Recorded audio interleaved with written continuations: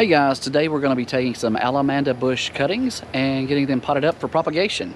Thank you for watching the videos and thank you for subscribing. These are my Allamanda bush that I have planted. Yellow variety. Bloom lots and lots of times over and over again.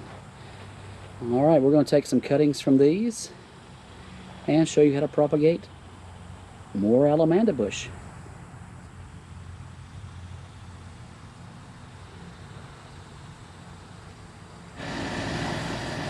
It's summertime and hot, so again I apologize for the sound of the air conditioner in the background there. Here are some cuttings that I took from the Allamanda bush a few weeks ago, and as you can see, roots are developed at the bottom. These are ready to go in the red solo cups to grow a little more.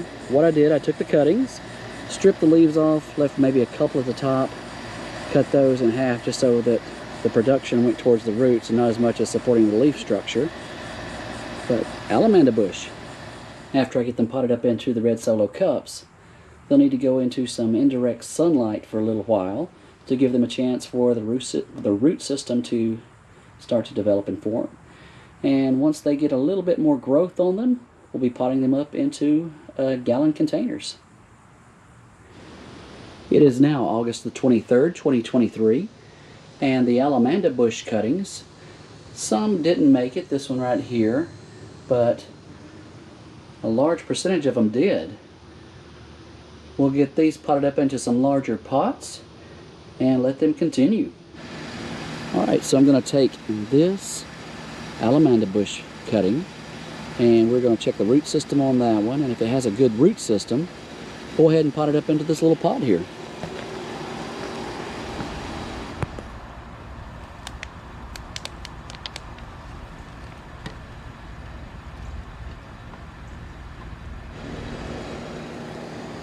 And as you can see, very healthy root system here. We'll go ahead and we'll get this potted up into this larger pot, watered and placed in the greenhouse.